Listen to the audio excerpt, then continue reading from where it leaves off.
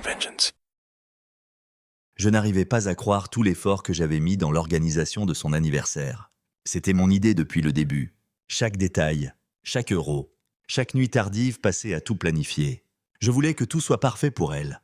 Ma femme depuis 4 ans, celle autour de laquelle j'avais construit ma vie.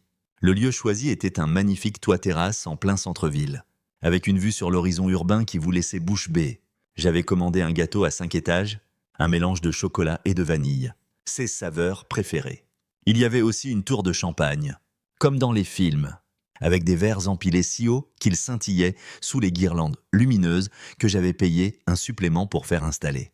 J'avais même fait venir des fleurs de l'autre bout du monde, des orchidées éclatantes et exotiques, parce qu'elle avait un jour dit que c'était son bouquet de rêve. Ça m'avait coûté une fortune, mais peu m'importait. C'était sa soirée, et je voulais qu'elle se sente au centre de l'univers.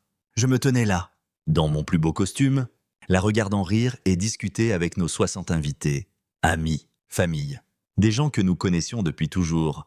J'étais fier, fatigué, bien sûr, mais fier. Elle était magnifique dans la robe que nous avions choisie ensemble des mois plus tôt. Ses cheveux captant la lumière juste comme il faut. Je me disais, c'est ça, le mariage, rendre l'autre heureux. Puis elle a pris le micro. Je pensais qu'elle dirait quelque chose de gentil, peut-être me remercier pour avoir tout organisé. Mais non. Elle a levé son verre et a commencé à parler de Damien Rivière, mon étoile polaire, a-t-elle dit, sa voix claire et forte couvrant le brouhaha de la foule. Celui qui a été là pour moi dans les moments les plus durs, je suis resté figé, mon sourire collé au visage, ne sachant quoi faire d'autre.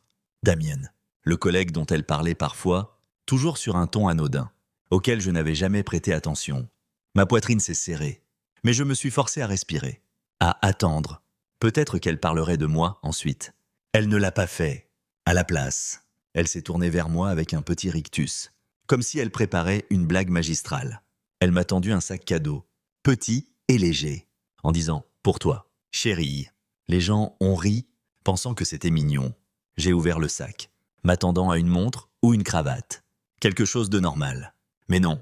À l'intérieur, un t-shirt noir, de marque, plié impeccablement. Je l'ai sorti, l'ai déplié. Et là, en grosses lettres blanches, divorcée. La foule s'est tue un instant. Puis quelques rires nerveux ont fusé. Elle souriait, comme si c'était la chose la plus drôle du monde. Comme si elle venait de remporter un prix d'humour. Mes mains tremblaient en fixant le mot « divorcée ». 4 ans de mariage. Tous les sacrifices. Toutes les nuits passées à régler les factures ou à planifier des événements comme celui-ci. Et elle trouvait ça audacieux. Drôle. Ma gorge brûlait. Je sentais tous les regards sur moi, attendant ma réaction. J'aurais pu crier, j'aurais pu lui jeter le t-shirt au visage et partir sur le champ. Mais je ne l'ai pas fait. J'ai posé le sac, fouillé dans ma poche, et sorti le bracelet Cartier que je lui avais acheté comme véritable cadeau d'anniversaire. Il était en or, élégant, coûteux. Quelque chose pour quoi j'avais économisé parce que je savais qu'elle l'adorerait. Je l'ai posé sur la table à côté du gâteau, bien en évidence. Pas un mot, pas d'esclandre. Je me suis retourné et je suis sorti. L'air frais m'a frappé le visage, vif et froid. Mais je n'ai pas ralenti. J'entendais le brouhaha s'estomper derrière moi, le tintement des verres, le murmure de la confusion. Je marchais, mes chaussures claquant contre le trottoir, mon cœur battant si fort que je pensais qu'il allait me briser les côtes. Je ne savais pas encore où j'allais. Mais une chose était sûre, je ne retournerais pas là-dedans. Ni pour elle, ni pour personne. Ce t-shirt n'était pas qu'une blague. C'était une déclaration, et je n'allais pas rester là à l'accepter. L'air de la nuit me giflait alors que je quittais cette fête sur le toit, ma cravate flottant librement dans le vent. Je n'avais pas fait 10 pas que je me suis arrêté, les poings serrés.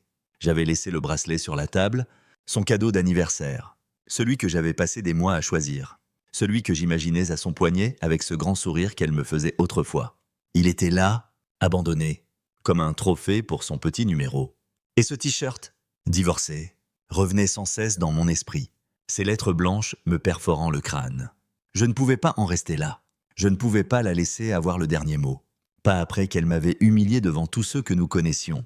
Alors, je me suis retourné, mes jambes avançaient avant que mon cerveau ne suive, me ramenant à travers les portes vitrées, passant devant le voiturier perplexe qui n'avait pas eu le temps d'ouvrir la bouche pour demander mon ticket. Le bruit de la fête m'a de nouveau enveloppé. Rires, verres qui s'entrechoquent. Une chanson joyeuse qu'elle avait choisie pour la playlist. Je n'ai regardé personne, ni ses amis, ni les miens, ni les serveurs qui se faufilaient dans la foule avec des plateaux de champagne. Je me suis dirigé droit vers la table, celle avec le gâteau, les fleurs et le bracelet scintillant sous les lumières. Elle était toujours devant, discutant avec Damien, me tournant le dos, pensant probablement que j'allais m'éclipser comme un chien blessé. J'ai attrapé le bracelet, le métal froid glissant dans ma paume, et je l'ai remis dans ma poche. Personne n'a dit un mot. Quelques têtes se sont tournées, des yeux écarquillés. Mais personne ne m'a arrêté. Peut-être était-il trop choqué. Peut-être s'en fichait-il. Quoi qu'il en soit, j'en avais fini. Je suis ressorti. Cette fois, pour de bon. Le voiturier avait ma voiture prête, une berline noire que j'avais achetée 2 ans plus tôt. L'une des rares choses que j'avais insisté pour garder quand elle avait voulu un SUV hors de prix à la place. Je me suis glissé sur le siège conducteur, j'ai claqué la portière et je suis resté là un instant, fixant le tableau de bord. Mon téléphone a vibré dans ma poche. Je l'ai ignoré, le moteur a ronronné, et je me suis engagé dans la rue, les lumières de la ville défilant comme si elles n'avaient plus d'importance. 5 minutes plus tard, ça a commencé, le premier appel. Mon téléphone s'est allumé sur le siège passager, son nom illuminant l'écran. Je n'ai pas décroché. Il a sonné, s'est arrêté, puis s'est rallumé, encore et encore. Quand j'ai atteint l'autoroute, c'était incessant. Vibration après vibration, son nom s'accumulant dans les notifications d'appels manqués. J'y ai jeté un œil une fois, juste assez longtemps pour voir le compteur grimper. Dick s'appelle. 20, 50. Je continuais à conduire. La route s'étendant sombre et vide devant moi, mes mains serraient le volant si fort que mes jointures étaient blanches. Que voulait-elle? S'excuser, rire encore, expliquer pourquoi elle pensait que me tendre ce t-shirt devant tout le monde était acceptable. Je m'en fichais. Plus maintenant, le téléphone continuait, implacable, comme si elle pensait pouvoir m'avoir à l'usure en insistant. Je me suis garé sur ma place habituelle devant notre appartement, non, mon appartement maintenant, et j'ai regardé l'écran. 147 appels manqués, tous d'elle. J'ai éteint le téléphone, le silence me frappant comme une vague. Je suis resté là, dans l'obscurité, le moteur cliquetant en refroidissant. Et quelque chose s'est débloqué en moi. Ce n'était pas juste à propos de la fête, ce n'était pas juste à propos de mon départ. Ce t-shirt, ces appels. Le fait qu'elle ait remercié Damien au lieu de moi, c'était la fin de nous. Après des années à me plier en 4, à la mettre en avant, à penser que si je faisais plus d'efforts, elle me verrait comme je la voyais. Et pourquoi ? Être la chute de sa grande soirée. J'ai pris mes clés et je suis sorti, le froid me mordant à nouveau le visage. L'immeuble se dressait devant moi, silencieux et familier. Mais ce n'était plus un foyer, c'était une coquille. Quelque chose que j'avais dépassé sans même m'en rendre compte. Je ne savais pas ce qui m'attendait, où j'irais, ce que je ferais. Mais je savais une chose, je ne répondrais pas à ces appels. Pas ce soir, jamais. J'avais quitté la fête, bien sûr, mais j'avais aussi quitté le mariage. Et elle pouvait appeler autant qu'elle voulait. J'étais déjà parti. Le lendemain matin, je me suis réveillé sur le canapé bancal de la chambre d'amis de Théo, un endroit qui sentait légèrement le café froid et la poussière. Ma veste de costume était froissée sur le sol, ma cravate jetée sur une chaise comme un serpent mort. J'avais conduit directement chez lui après avoir quitté la fête. Mon téléphone toujours éteint. Ces 157 appels manqués enfermés dans le noir. Théo n'avait pas posé beaucoup de questions quand je suis arrivé. Il a juste ouvert la porte, m'a tendu une bière et m'a laissé dormir. Maintenant, la lumière du soleil filtrait à travers les stores, découpant les murs nus. Et je restais là, à fixer le plafond, essayant de comprendre ce qui était arrivé à ma vie. Théo est entré en traînant des pieds, les cheveux en bataille, portant 2 tasses de café. Il en a posé une sur la table à côté de moi, la vapeur s'élevant en volutes paresseuses, et s'est assis dans un fauteuil qui a grincé sous son poids. On ne revient pas d'un truc comme ça. A-t-il dit ? Sa voix basse et assurée. Comme s'il y avait déjà réfléchi, je n'ai pas répondu tout de suite. J'ai pris le café, la chaleur me brûlant les doigts à travers la tasse, et j'ai laissé ces mots s'imprégner. Il avait raison. Je le savais au moment où elle m'avait tendu ce t-shirt. Divorcé. Comme si c'était un petit cadeau malin. Mais ce n'était pas juste le t-shirt. C'était tout ce qui avait précédé. Tous les signes que j'avais ignorés parce que je l'aimais. Parce que je pensais que c'était ça. Le mariage, j'ai bu une gorgée de café, amère et forte. Et mon esprit a commencé à tout rejouer. Les fois où elle m'avait demandé de déménager dans une autre ville pour son travail, promettant que ça en vaudrait la peine. J'avais laissé un bon poste derrière moi, emballé notre vie et je l'avais suivi. Puis il y avait les promotions que j'avais refusées parce qu'elles impliquaient moins de temps à la maison. Et elle n'aimait pas ça. On est une équipe, disait-elle, et je hochais la tête. pensant que ça avait du sens. Les vacances. Aussi. Je les sautais, travaillant des heures supplémentaires pour qu'elle puisse poursuivre ses rêves, s'envoler pour des conférences, bâtir sa carrière. Je ne me plaignais jamais. Je pensais que c'était mon rôle de la soutenir, d'être le roc pendant qu'elle brillait. Et elle brillait. Les gens l'adoraient. Son charme, son rire, sa capacité à illuminer une pièce. Moi aussi. J'aimais ça chez elle.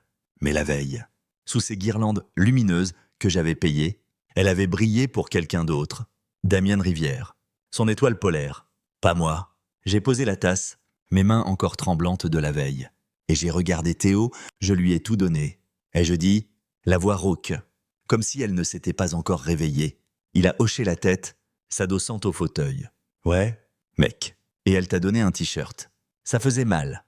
Mais c'était vrai. Je repensais à la fête. 60 personnes. Tous la regardant porter un toast à Damien. Tous me voyant tenir ce sac. Je me demandais ce qu'ils avaient pensé. Riaient-ils parce qu'ils étaient d'accord avec elle?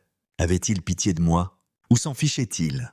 J'avais passé tellement de temps à essayer de la rendre heureuse, à faire marcher notre couple, et en une nuit, elle m'avait transformé en blague. La chambre d'amis semblait plus petite alors, les murs se rapprochant, et je me suis levé, marchant jusqu'à la fenêtre. Dehors, la ville s'éveillait, les klaxons des voitures, les gens pressés d'aller au travail. Ma vie avait été comme ça, occupée, pleine de sens, avançant. Maintenant, c'était juste moi, immobile, tenant une tasse de café et un ego meurtri. Théo m'observait, sirotant son café, sans me pousser à parler. Il n'avait pas besoin de le faire. On était amis depuis la fac. Il me connaissait mieux que la plupart. Et maintenant, a-t-il demandé finalement, brisant le silence. Je n'avais pas de réponse. Pas encore. Mais en regardant l'horizon, quelque chose a bougé en moi. Je n'étais plus le mec qui attendait, qui hochait la tête et souriait pendant qu'elle décidait de tout. Ce mec était parti la veille. Le bracelet était toujours dans ma poche. Je sentais son poids contre ma jambe. Un rappel de ce que j'avais repris. Peut-être que Théo avait raison. On ne revient pas d'un truc comme ça. Mais peut-être qu'on n'a pas besoin de revenir. Peut-être qu'on continue juste à marcher. Qu'on découvre qui on est sans le poids de l'éclat de quelqu'un d'autre. Je me suis tourné vers lui, la mâchoire serrée. J'en ai fini d'être jetable. Et je dis, il a levé sa tasse. Bien. Il était temps. Je n'ai pas rallumé mon téléphone pendant 2 jours après la fête. Ces 157 appels manqués étaient là, en attente. Mais je n'étais pas prêt à les affronter. Ni elle. Je suis resté chez Théo, dormant sur ce canapé grinçant, me réveillant au son de sa cafetière gargouillant dans la cuisine. C'était calme là-bas, simple. Et pour la première fois depuis des années, je n'avais pas l'impression de devoir être quelque part ou faire quelque chose pour quelqu'un d'autre. Mais je ne pouvais pas me cacher éternellement. J'avais une vie à organiser, un mariage à terminer, et je n'allais pas laisser ça traîner plus bruyamment que ça ne l'avait déjà été. Alors, j'ai passé un coup de fil. Pas à elle, mais à Clara Mendes. Une avocate dont j'avais entendu parler par un collègue. Elle était perspicace, dure, le genre de femme qui ne plaisantait pas. On s'est rencontrés dans son bureau en centre-ville. Un petit espace avec de grandes fenêtres et des piles de dossiers partout. Elle ne souriait pas beaucoup. Juste une poignée de main et direct au but. Quel était votre objectif? A-t-elle demandé, stylo prêt au-dessus d'un carnet. Je me suis adossé à la chaise, le bracelet toujours dans ma poche comme une pierre dont je ne pouvais me débarrasser. Je veux en finir. Et je dis, proprement, silencieusement, sans drame. Elle a hoché la tête, comme si elle avait entendu ça 100 fois. Bien. Je ne fais pas dans les divorces bruyants, c'est une perte de temps. Je l'aimais déjà. Je lui ai raconté la fête, le t-shirt, Damienne. Toute. Elle n'a pas scié, juste pris des notes et posé des questions. Depuis combien de temps nous étions mariés? Ce que nous possédions. Qui payait quoi? Je lui ai dit que j'avais couvert la plupart des choses. L'appartement, les voitures, la fête elle-même. Clara a haussé un sourcil mais n'a pas commenté. À la fin de l'heure, elle avait un plan. On va déposer les papiers discrètement. A-t-elle dit, pas de bazar public. Vous gardez ce qui est à vous. Elle garde ce qui est à elle. Si elle se bat, on gérera. Je lui faisais confiance. Elle avait ce côté tranchant. Comme si elle avait vu trop de mariages s'effondrer pour s'intéresser au drame. Pour elle, c'était du business. Pour moi, c'était la survie. Je suis sorti de son bureau en me sentant plus léger, comme si j'avais lâché un poids que je ne savais même pas porter. Cette nuit-là, je suis retourné dans l'appartement, notre appartement, bien qu'il ne le semblait plus. Elle n'était pas là, probablement chez sa sœur ou une amie, pensant ses blessures après que je n'ai pas répondu. Je m'en fichais de savoir où elle était. Je voulais juste récupérer mon espace. Le lendemain matin, je suis allé au travail. J'avais pris un jour de congé après la fête, mais maintenant j'étais prêt à m'y plonger. Mon boulot n'était pas glamour. Gestion de projet pour une entreprise tech. Mais j'étais bon. Je suis entré dans le bureau, passant devant les box et la machine à café, et je me suis assis à mon bureau. Ma boîte mail était un chaos, mais ça ne me dérangeait pas. J'ai commencé à trier les emails, marquant les urgents, organisant des réunions. Ça faisait du bien de se concentrer sur quelque chose que je pouvais contrôler. Vers ce midi, mon patron, Grégoire, est passé. C'était un grand gaillard, voix forte, toujours avec des cravates qui ne s'accordaient pas vraiment avec ses chemises. « T'es de retour », a-t-il dit, s'appuyant contre mon bureau. « J'ai entendu que t'as passé un week-end difficile. » J'ai haussé les épaules. Quelque chose comme ça. Il n'a pas insisté. Juste tapoté le dossier qu'il tenait. Nouveau client. Compliqué. Tu le veux ? J'ai levé les yeux vers lui.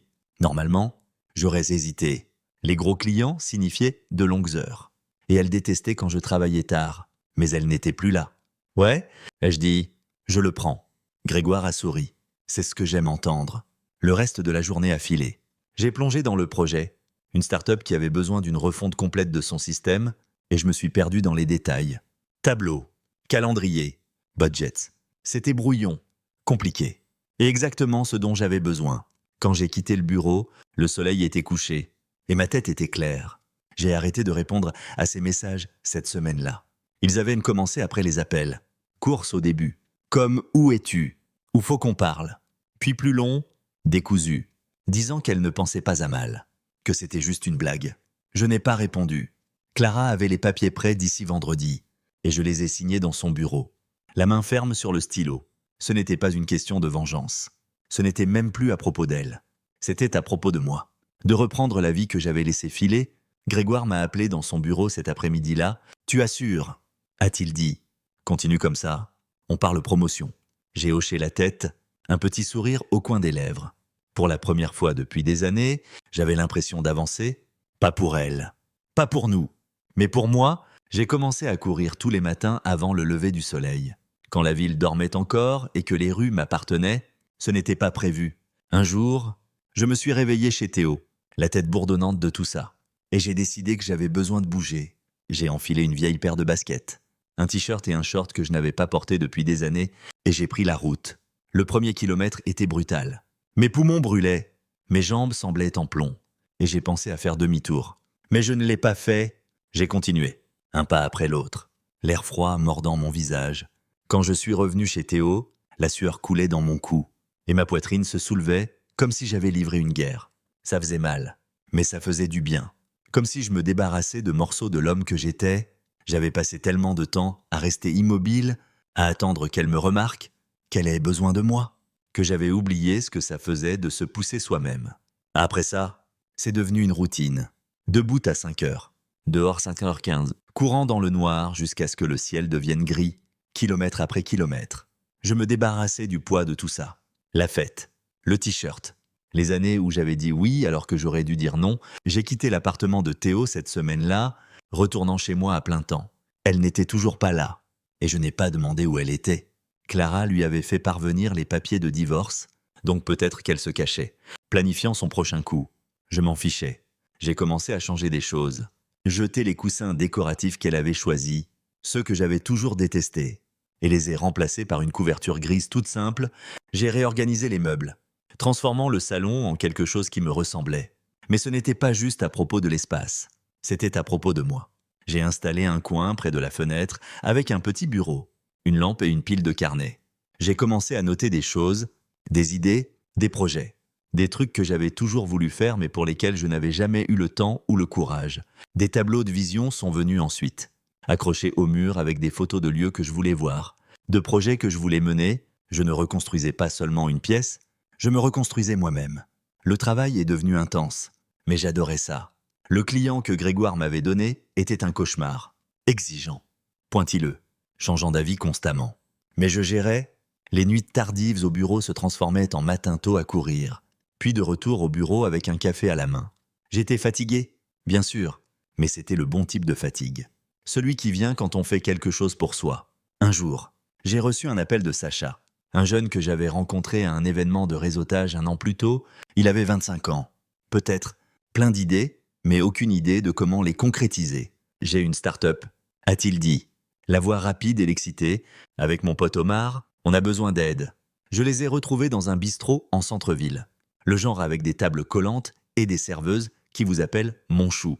Sacha avait les cheveux en bataille et un ordinateur portable couvert d'autocollants. Omar était plus calme, griffonnant des chiffres sur une serviette. Ils m'ont présenté leur idée, une appli de livraison pour les petites entreprises. Quelque chose de local, de concret. C'était brut, mais ça avait du potentiel. Je ne suis pas un gars de la tech, leur ai-je dit, mais je peux vous organiser, faire un plan. Ils ont souri comme si je leur avais donné 1 million d'euros. J'ai commencé à les rencontrer une fois par semaine, passant en revue les budgets, les calendriers, les guidant à travers le chaos. Ce n'était pas payé, mais ça n'avait pas d'importance. Ça faisait du bien d'aider, de construire quelque chose de toute pièce. Une nuit, après une longue session avec eux, je me suis assis à mon bureau dans l'appartement, regardant mon tableau de vision. Il y avait une photo d'une plage en Thaïlande, un gratte-ciel à New York, un croquis d'une maison que j'avais toujours voulu posséder. J'ai pris un stylo et ajouté quelque chose de nouveau, investir dans Sacha et Omar. Ce n'était pas juste une question d'argent. Je voulais croire en leurs rêves, le voir grandir. Les courses me gardaient sain d'esprit. Chaque matin, je poussais un peu plus fort. Allais un peu plus loin, mon corps changeait. Mes épaules s'élargissaient. Mes jambes devenaient plus fortes. Mais c'était plus que ça. J'ai arrêté de me sentir comme le gars qui tenait ce t-shirt divorcé. J'ai arrêté d'attendre qu'elle appelle, qu'elle s'excuse, qu'elle arrange les choses. Elle n'avait plus d'importance. L'appartement n'était pas encore une salle de guerre. Mais il s'en rapprochait des plans, des idées, une vie que je construisais pour moi. J'avais repris le bracelet cette nuit-là, mais maintenant, je reprenais tout le reste. Et ça faisait un bien fou. J'étais dans mon bureau un après-midi, le soleil filtrant à travers les stores, quand mon téléphone a vibré avec un message d'un vieil ami, Marc. Il n'était pas vraiment proche d'elle, mais il fréquentait les mêmes cercles. Alors je me doutais qu'il avait entendu quelque chose. « Ça va, mec », disait le message. J'ai entendu qu'elle ne va pas fort. Je n'ai pas répondu tout de suite. Je me suis adossé à ma chaise. Le bourdonnement du bureau autour de moi. Téléphone sonnant. Clavier cliquetant. Et j'y ai réfléchi. Pas fort. Bien. Je ne lui souhaitais pas de mal. Mais je n'allais pas pleurer pour elle non plus. J'avais tout donné dans ma propre vie récemment. Le travail. La course. La start-up de Sacha et Omar. Et je me sentais plus fort que jamais. Si elle trébuchait, c'était son problème. Marc a renvoyé un message 1 heure plus tard. Damien a démissionné. Elle galère au boulot. Ça a attiré mon attention. Damien Rivière. Son étoile polaire. Le mec qu'elle avait encensé à la fête pendant que je tenais ce t-shirt comme un idiot. Il avait démissionné. Je ne connaissais pas les détails. Marc non plus. Juste que c'était soudain. Mais je pouvais l'imaginer. Elle s'était appuyée sur lui, avait construit toute son image autour de lui. Et maintenant, il était parti. Je n'ai pas souri, mais je n'ai pas eu de peine non plus. Je suis retourné à mon tableur. Les chiffres flous un instant avant que je ne me reconcentre. Le travail était mon encre maintenant. Grégoire m'avait confié 2 autres projets, des gros. Et le mot promotion revenait souvent. J'ai travaillé tard ce soir-là. Le bureau, c'est vidante. Juste moi et l'éclat de mon écran d'ordinateur. J'aimais le calme. Ça me donnait de l'espace pour penser. Le lendemain, une autre amie, Lisa, a appelé. Elle était plus proche d'elle, une de ces connexions communes que je n'avais pas encore coupées. Elle a essayé un podcast, a dit Lisa, la voix hésitante, comme si elle n'était pas sûre que je voudrais l'entendre. Ça a fait un flop, un épisode, et les gens ont détesté. J'étais en train de rentrer chez moi, le téléphone sur haut-parleur, les lumières de la ville défilant. Ai-je dit, restant bref. Lisa a continué. Elle poste à nouveau en ligne, essaie de récupérer ses abonnés, mais ça ne marche pas. Les gens reparlent de la fête. J'ai serré le volant un peu plus fort. La fête. Ce foutu t-shirt, je n'ai pas dit grand-chose. Juste laissé Lisa parler jusqu'à ce qu'elle s'arrête. Merci pour les nouvelles, ai-je dit, et j'ai raccroché. Je n'avais pas besoin d'en entendre plus.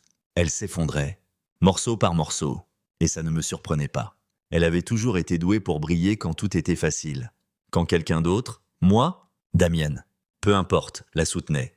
Maintenant, les béquilles étaient parties, et elle ne savait pas tenir debout. Pendant ce temps, ma vie décollait.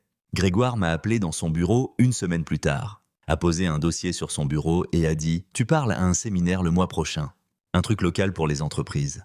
Ils t'ont demandé ?» J'ai cligné des yeux. « Oui. » Il a ri. Ce gros rire tonitruante. Ouais, toi, t'assures en ce moment? Les gens le remarquent. Je suis sorti de là en me sentant grand comme une montagne.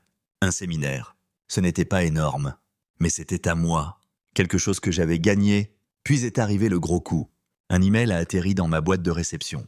D'un type que j'avais rencontré à une conférence des années avant, un prof un peu prétentieux. On organise un sommet d'affaires à Dubaï, disait-il. On aimerait que tu fasses une conférence invitée. Ton nom revient souvent. Dubaï. J'ai fixé l'écran. Les mots s'imprégnant. J'étais passé du mec qui payait pour sa fête à celui qui recevait des invitations à l'autre bout du monde. J'ai dit oui, évidemment. Ce soir-là, j'ai retrouvé Sacha et Omar au bistrot. Leur appli avançait lentement, de manière brouillonne. Mais elle avançait, et j'avais investi un peu d'argent. Une petite somme de mes économies, t'es notre arme secrète, a dit Sacha, souriant au-dessus de ses frites. Omar a hoché la tête, plus discret, mais tout aussi excité. Je me sentais utile, nécessaire, d'une manière que je n'avais pas ressentie avec elle. De retour à l'appartement, j'ai ajouté Dubaï à mon tableau de vision, juste à côté de la Thaïlande et du croquis de la maison. Les courses me gardaient stable. Chaque matin, martelant le trottoir, mon souffle embuant l'air frais. J'étais à 6 kilomètres maintenant, mon corps plus affûté, mon esprit plus clair. Elle s'effaçait. Son travail, son podcast, son influence en ligne. Et moi, je montais. Séminaires, conférences, startups. Le monde qui tournait autrefois autour d'elle se tournait vers moi. Et je ne regardais pas en arrière. Je ne la haïssais pas, je ne pensais même plus beaucoup à elle. Mais savoir qu'elle galérait pendant que je grimpais, ça ressemblait à une justice, silencieuse et propre. Le genre pour laquelle je n'avais pas à me battre. Un soir, en triant de vieux dossiers dans l'appartement, la lampe jetant une lueur chaude sur mon bureau, je l'ai trouvée, une enveloppe glissée entre une pile de déclarations fiscales et quelques reçus épars. Ce n'était pas de Clara ni rien d'officiel. C'était manuscrit, son écriture bouclée familière traçant mon nom sur le devant. Je me suis figé un instant, mes doigts planant au-dessus. Je n'avais pas eu de ces nouvelles depuis des semaines. Pas depuis que les messages s'étaient arrêtés et que les papiers de divorce étaient signés. Une partie de moi voulait la jeter directement à la poubelle, sans l'ouvrir. Mais la curiosité a pris le dessus. Je l'ai sorti, le papier épais et net. Et j'ai déplié 4 pages de ces mots, face à moi. Je me suis assis, la chaise grinçant sous moi. Et j'ai commencé à lire. « Je ne voulais pas ça », écrivait-elle d'abord. Son stylo appuyant fort sur le papier, comme si elle voulait que je le sente. Le t-shirt était censé être drôle, une blague stupide. Je ne pensais pas que tu partirais. Je me suis arrêté là, ma mâchoire se crispant. Une blague. C'est comme ça qu'elle l'appelait, même maintenant, avec 60 personnes regardant. Damien souriant à côté d'elle, moi tenant ce t-shirt divorcé comme un accessoire dans son spectacle comique. J'ai continué. Elle remplissait les pages d'excuses, de justifications, de souvenirs. « Tu te souviens du voyage à la plage il y a 2 ans ?» écrivait-elle. « Tu m'as porté dans le sable quand je me suis tordu la cheville. On était bien à ce moment-là. »« Ouais, on l'était. » Je me souvenais de ce jour, brûlé par le soleil. Rien. Elle s'accrochant à mon dos pendant que les vagues s'écrasaient autour de nous. Mais c'était avant les déménagements, les sacrifices, la lente dérive où je suis devenu le mec qui payait pour tout pendant qu'elle courait après son éclat. Elle continuait, son ton plus doux. « Tu me manques. Je n'ai pas réalisé à quel point j'avais besoin de toi avant que tu sois parti. » J'ai posé la lettre un instant, fixant le mur. Besoin de moi. Elle avait eu besoin de moi pour organiser sa fête, financer ses rêves, rester là pendant qu'elle remerciait Damien. Mais moi, le vrai moi, pas le mari qui disait oui à tout, elle n'avait pas eu besoin de ce mec-là depuis longtemps. J'ai repris la lettre, passant à la dernière page. « Je suis désolé », écrivait-elle. Encore et encore. Comme un mantra. J'ai tout gâché. Je veux réparer. J'ai presque ri. Réparer quoi? Le mariage était fini. Les papiers signés. L'appartement partagé. Ses affaires parties. Elle m'avait tendu ce t-shirt en pensant que j'allais juste hausser les épaules. Revenir. Reprendre mon rôle. Je l'ai lu une fois. Du début à la fin. Puis je l'ai plié soigneusement en 2. Je ne l'ai pas déchiré ni brûlé comme dans une scène de film dramatique. J'ai juste ouvert le tiroir à côté de mon bureau, celui avec mon acte de naissance, mon passeport, quelques vieilles photos, et je l'ai glissé dedans. Ce n'était pas une ordure. Pas exactement. C'était une trace, une preuve de qui j'avais été, de qui elle avait été, et de ce que nous avions perdu. Mais ça ne changeait rien. Je n'allais pas répondre. Je n'allais pas l'appeler. J'avais passé des années à attendre qu'elle me voie, qu'elle dise quelque chose comme ça. Et maintenant qu'elle l'avait fait, ça n'avait plus d'importance. Les mots étaient trop tardifs, trop creux. Je me suis levé. J'ai pris un verre d'eau et je me suis posté près de la fenêtre, regardant les lumières de la ville. Le tableau de vision était accroché à côté. Dubaï, la Thaïlande, la start-up de Sacha et Omar. C'était là que j'en étais maintenant. Pas dans sa lettre, pas dans le passé. Je repensais à la fête.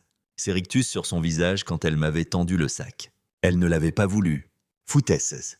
Elle l'avait voulu. Chaque seconde. Voulu s'éparvenir, afficher sa nouvelle vie avec Damien devant tout le monde. Et maintenant, avec lui parti, sa carrière glissant. Elle paniquait, cherchant à retrouver le filet de sécurité que j'avais toujours été. Je n'étais plus ce mec-là. Le lendemain matin, j'ai couru mon trajet habituel. L'air frais et piquant dans mes poumons. 6 kilomètres sont devenus 7, mes jambes pompant plus fort. Mon esprit clair. Je ne pensais pas à la lettre. Je pensais au séminaire la semaine prochaine. À la conférence à Dubaï. Au lancement de l'appli avec Sacha et Omar. En rentrant, je me suis douché, habillé, et je suis allé au travail. Grégoire m'a arrêté dans le couloir, souriante. « T'es en feu en ce moment », a-t-il dit. « Continue comme ça. » J'ai hoché la tête, ressentant le poids de ses mots. Pas son poids à elle. Plus maintenant, mais le mien. La lettre restait dans le tiroir. Un fantôme que je n'avais pas besoin de combattre. Elle pouvait me manquer autant qu'elle voulait. J'avais fini de lui manquer. Je me suis mise à écrire un soir après une longue journée de travail, assis à mon bureau avec une bière à la main et la ville bourdonnant dehors. Ce n'était pas prévu. J'ai juste pris un carnet et laissé mes pensées se déverser. Au début, c'était brouillon, brut, tout sur la fête, le t-shirt, ces 157 appels manqués. J'écrivais ce que ça faisait de rester là, humilié, pendant qu'elle souriait et que la salle riait. J'écrivais sur mon départ, sur le fait de reprendre le bracelet, de m'éloigner en voiture. Ce n'était pas pour quelqu'un d'autre, juste pour moi. Un moyen de sortir ça de ma tête et de le mettre sur papier, mais plus j'écrivais, plus ça devenait autre chose. Ce n'était plus seulement à propos d'elle ou de nous, c'était à propos de ce qui venait après. Courir tous les matins, reconstruire ma vie, dire non à l'ancien moi qui attendait son approbation. J'ai rempli des pages, nuit après nuit, les mots s'empilant comme des briques dans un mur que je construisais autour de moi. Un soir, après une course, je les ai tous tapés sur mon ordinateur portable. Ça semblait différent sur l'écran, plus net, plus clair. Je ne sais pas pourquoi, mais j'ai appuyé sur publier sur un site de blog au hasard, sans nom. Juste l'histoire d'un mec anonyme, je l'ai intitulé 157 appels manqués. Pas parce que je voulais qu'elle le voie, mais parce que ça collait. Puis j'ai oublié. Une semaine plus tard, j'ai vérifié le site. Il y avait des commentaires, des dizaines. « C'est ma vie », disait l'un. « J'ai ressenti chaque mot », disait un autre. Des gens que je ne connaissais pas, de lieux où je n'étais jamais allé. Lisaient ça, s'y connectaient. Je suis resté là, fixant l'écran, mon cœur battant. Ce n'était plus juste mon histoire. C'était aussi la leur. J'ai continué à écrire, tous les quelques jours. Je postais quelque chose de nouveau. Comment j'avais commencé à courir pour me sentir vivant à nouveau, comment le travail était devenu ma bouée de sauvetage. Comment j'avais arrêté de me soucier de ce qu'elle pensait. Le blog a grandi. Des centaines de vues sont devenues des milliers. Des emails ont commencé à arriver. Des gens me remerciant, posant des questions. Comment vous êtes passé à autre chose? Demandait l'un. Que faites-vous quand vous vous sentez coincé? Écrivait un autre. Je leur répondais, pas en tant qu'expert, mais en tant que moi, quelqu'un qui avait été là, qui avait avancé pas à pas. Ce n'était pas à propos de son effondrement ou de ma vengeance. C'était à propos de choisir moi-même, de me réveiller chaque jour et de construire quelque chose de nouveau. Un matin, autour d'un café avec Théo, je lui en ai parlé. C'est un blog, ai-je dit, haussant les épaules comme si ce n'était rien. Les gens aiment. Il a haussé un sourcil, souriante. Tes écrivains maintenant, Monsieur Lastar. J'ai ri. Non, juste un mec avec un ordinateur portable, mais c'était plus que ça. La semaine suivante, une femme m'a arrêté dans un café en centre-ville. Vous êtes le mec des 147, a-t-elle demandé, les yeux écarquillés. J'ai figé, ma tasse à mi-chemin de ma bouche. Peut-être. Elle a souri. J'ai lu vos trucs, ça m'a aidé à surmonter ma rupture. Merci. Je ne savais pas quoi dire.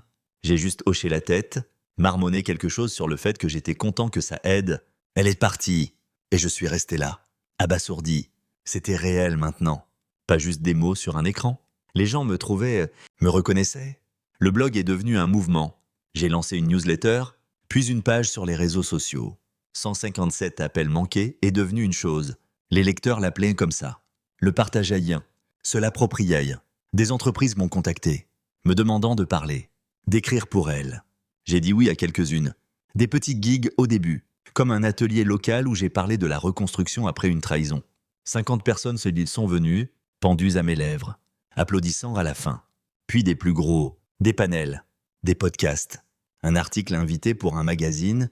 Je n'étais plus anonyme, j'ai mis mon nom dessus, je l'ai assumé. Sacha et Omar s'y sont mis aussi. Tu devrais en faire une marque, a dit Sacha un soir au bistrot, son ordinateur ouvert sur les derniers chiffres de l'appli. Des t-shirts. Mec, pas divorcé. Mais quelque chose de mieux? J'ai ri. Mais il était sérieux. On a lancé des idées et j'ai aimé ça. Pas pour l'argent, mais pour le sens, reconstruite. Ai-je dit finalement, c'est le mot, ils ont hoché la tête et une semaine plus tard, j'avais un prototype, un t-shirt noir, de simples lettres blanches, reconstruit. Ce n'était pas à propos d'elle, c'était à propos de moi, de tous ceux qui avaient lu le blog et retrouvé leur chemin. Le mouvement grandissait, et je grandissais avec lui. Je n'étais plus juste le mec qui était parti, j'étais le mec qui continuait. Un soir, sous une pluie battante, on a frappé à la porte de mon appartement. J'étais en train d'accorder ma guitare, quelque chose que j'avais repris après des années à la laisser prendre la poussière. Le bruit était sec, insistant. 3 coups rapides par-dessus le tambourinement de l'océan contre les fenêtres. J'ai posé la guitare, mon estomac se nouant sans raison apparente, et je me suis dirigé vers la porte. Quand je l'ai ouverte, elle était là. Pas de parapluie, pas de manteau, juste elle, trempée jusqu'aux os. Ses cheveux collaient à son visage. Du mascara coulait sur ses joues. Et pendant une seconde, je ne l'ai pas reconnue. Pas la version polie que je connaissais, celle qui m'avait souri sous les lumières de la fête. Elle semblait petite, fragile, comme si la pluie avait emporté tout ce qu'elle était. « Je peux entrer ?» a-t-elle demandé, sa voix à peine audible. Je n'ai rien dit au début. Je me suis juste écarté pour la laisser passer. Elle dégoulinait sur le sol, laissant des petites flaques près du canapé, mais ça m'était égal. J'ai fermé la porte et me suis tourné vers elle, bras croisés, attendant. Elle n'a pas pris place, juste restée là, se serrant dans ses bras comme si elle avait froid. « Tu me manques », a-t-elle dit enfin, ses yeux plantés dans les miens. On était bien. Je n'ai pas bougé, pas cligné des yeux. Les mots pesaient, là, lourdes et humides. Mais ils ne m'atteignaient pas comme ils auraient pu autrefois. « Non », ai-je dit, la voix stable. « J'étais bien. Toi, t'avais de la chance. » Elle a tressailli, comme si je l'avais giflée. Et puis les larmes sont venues, silencieuses d'abord, puis plus fortes, ses épaules tremblant. « J'ai tout gâché », a-t-elle dit entre deux sanglots. « Je sais, la fête, Damienne, toute. J'étais stupide. Je ne voulais pas te perdre. » Je l'observais, cette femme que j'avais aimée pendant des années, pleurant dans mon salon. Et j'attendais de ressentir quelque chose. De la colère, de la pitié, n'importe quoi. Mais rien ne venait. J'avais déjà tout ressenti. La douleur, la trahison, la lente brûlure de réaliser que j'avais été invisible pour elle. Je l'avais usée, mois après mois. Kilomètre après kilomètre dans mes courses matinales, page après page dans mon blog, elle continuait, les mots se déversant. Je pensais que je pouvais le faire sans toi. Le boulot, le podcast, tout. C'est fini maintenant. Damien est parti et je coule. Et j'ai besoin de toi. Encore ce mot, besoin. Elle avait besoin de moi maintenant. Quand son monde s'écroulait, quand la lumière qu'elle avait poursuivie s'était éteinte, je me suis approché. Pas pour la réconforter, mais pour qu'elle m'entende bien. Tu n'avais pas besoin de moi quand tu m'as donné ce t-shirt. Et je dis, tu n'avais pas besoin de moi quand tu l'as remercié lui au lieu de moi. Tu n'as pas le droit d'avoir besoin de moi maintenant. Son visage s'est effondré. Et elle s'est laissée tomber sur le canapé, les mains couvrant ses yeux. Je ne me suis pas assis, je suis resté là, à la regarder, et j'ai tout vu. La fête, les appels, la lettre qu'elle avait envoyée, c'était son dernier coup, sa dernière tentative pour me ramener, mais je n'étais plus ce mec-là. Je suis désolé, murmurait-elle, encore et encore, comme si ça pouvait changer quelque chose. Je n'ai rien ajouté. Qui avait-il à dire? Elle avait fait son choix cette nuit-là, et j'avais fait le mien en partant. La pluie continuait de marteler dehors, un rugissement régulier qui remplissait le silence entre nous. Au bout d'un moment, elle s'est levée, essuyant son visage avec sa manche. « Je vais y aller », a-t-elle dit, la voix faible. J'ai hoché la tête, ouvert la porte et regardé tandis qu'elle retournait dans la tempête. Elle ne s'est pas retournée, juste disparue dans le noir. la pluie l'engloutissant. J'ai fermé la porte, verrouillé, et je suis resté là un instant, écoutant le silence. C'était fini, vraiment fini. Pas le divorce, pas les papiers, mais cette partie de moi qui se demandait encore si elle reviendrait. Elle l'avait fait, et ça n'avait pas d'importance. Plus tard ce soir-là, j'ai appelé Théo. « T'es libre ?» ai-je demandé. Il l'était. Alors j'ai pris ma guitare et je suis allé chez lui. La pluie s'était réduite à un crachin, les rues luisantes sous les réverbères. On s'est retrouvés sur son toit, la ville s'étendant en dessous. L'air humide frais contre ma peau. J'ai joué quelques accords, il a tapé un rythme sur la rambarde. Et on n'a pas parlé d'elle, on n'en avait pas besoin. La musique remplissait l'espace, brute et simple. Et pour la première fois depuis longtemps, j'ai ressenti une paix, pas bruyante, mais calme, stable, celle qui s'installe dans vos os. Elle était partie, et moi, j'étais toujours là. Je me tenais en coulisses à Milan. Le bourdonnement de la foule filtrant à travers le lourd rideau, mes mains stables, mais mon cœur battant juste un peu plus vite que d'habitude. C'était un an jour pour jour depuis cette nuit. La fête, le t-shirt, le moment où j'étais parti et avais repris ma vie. Maintenant, j'étais là, dans un centre de conférence élégant à l'autre bout du monde, sur le point de donner un discours d'ouverture à un auditorium comble. Reconstruire après la trahison. L'avait-il appelé? Et mon nom était en gros sur le programme. J'ai ajusté ma cravate, lissé ma veste et pris une grande inspiration. Le régisseur m'a fait un signe. Et je suis sorti sous les lumières. Les applaudissements m'ont frappé comme une vague. Des centaines de visages levés vers moi, attendant. J'ai marché jusqu'au micro, le claquement de mes chaussures résonnant dans mes oreilles, et pendant une seconde, j'ai tout revu, le toit terrasse, son rictus, ce t-shirt divorcé dans mes mains. Puis j'ai souri, j'ai payé pour une fête d'anniversaire où j'ai reçu un t-shirt marqué « Divorcé ». Ai-je commencé? La voix claire et forte. La foule a ri, un léger murmure. Mais je n'ai pas fait de pause. 5 minutes plus tard, j'ai repris le cadeau que je lui avais offert. Et toute ma vie avec. Ils se sont tus alors, se penchant en avant. Et j'ai continué. J'ai parlé des 157 appels manqués. De comment j'étais parti cette nuit-là sans regarder en arrière. J'ai parlé des courses à l'aube. Des nuits tardives au travail. Du blog qui s'était transformé en mouvement. Je n'ai pas mentionné son nom. Pas besoin. Ce n'était plus à propos d'elle. C'était à propos de moi. Des gens dans cette salle qui avaient été brisés et s'étaient reconstruits. J'ai raconté comment j'avais signé les papiers de divorce avec Clara, comment je m'étais investi dans la start-up de Sacha et Omar, comment j'avais joué de la guitare sur le toit de Théo sous la pluie. La trahison ne vous achève pas, ai-je dit. Les regardant, c'est une porte. À vous de décider si vous la franchissez. Les mots coulaient, facile et vrai. Et quand j'ai fini, les applaudissements ont rugi. Force, longues, résonnant dans la salle. J'ai reculé, la poitrine serrée. Mais pas de douleur. D'autres choses. De la fierté peut-être. Ou juste le poids de savoir que j'avais réussi. En coulisses, les gens m'ont entouré. Organisateur, participants. Un type avec un micro de podcast demandant une interview rapide. J'ai dit oui à lui, à quelques autres, serrant des mains, souriant, ressentant l'énergie de tout ça. Plus tard, dans ma chambre d'hôtel, l'horizon de Milan scintillant dehors. J'ai sorti mon téléphone. J'ai parcouru les commentaires du blog. De nouveau ce jour-là, de gens qui étaient dans l'audience. Vous avez changé ma vie. Écrivait l'un. Je franchis cette porte. Disait un autre. J'ai posé le téléphone et me suis adossé, le calme s'installant. Il y a 1 an, j'étais le mec qui payait pour tout. Le gâteau, les fleurs, ses rêves, pour finir avec rien d'autre qu'un t-shirt et un ego meurtri. Maintenant, j'étais là, à parler à Milan, après Dubaï. Avec d'autres invitations qui s'accumulaient, l'appli de Sacha et Omar avait été lancée le mois dernier et j'avais porté le t-shirt reconstruit à leur fête. Souriant pendant qu'ils portaient un toast en mon honneur, Théo m'avait envoyé un message ce matin-là. « Non, mec, t'es une légende. » Je ne me sentais pas comme une légende. Je me sentais comme moi, plus fort, bien sûr. Mais toujours le mec qui aimait le café trop amer et les courses lino trop longues. Le bracelet était toujours dans mon tiroir à la maison, à côté de sa lettre. Mais je ne l'avais pas regardé depuis des mois. Ça n'avait plus d'importance. Elle n'avait plus d'importance. J'avais entendu par Lisa qu'elle avait déménagé quelque part, recommencé à zéro. Mais je n'ai pas demandé de détails. Ce chapitre était clos. Je me suis levé. J'ai versé un verre d'eau et me suis posté près de la fenêtre. La ville s'étendant en dessous. L'horizon s'étirait. Large, sans fin. Et je pensais à ce qui venait ensuite. D'autres discours. Peut-être un livre. Aider Sacha et Omar à faire grandir leur entreprise. Le blog était une marque maintenant, 147 appels manqués.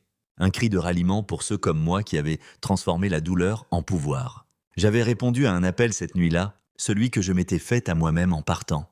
Ce n'était pas une question de vengeance. Ça ne l'avait jamais été. C'était une question de réinvention. De choisir de continuer quand le monde s'attend à ce que vous tombiez. Les applaudissements de la foule résonnaient encore dans ma tête. Pas pour elle, pas pour nous, mais pour moi, j'ai levé mon verre à l'horizon. Un toast silencieux à l'homme que j'étais devenu. Et je savais que je ne m'arrêterais jamais d'avancer,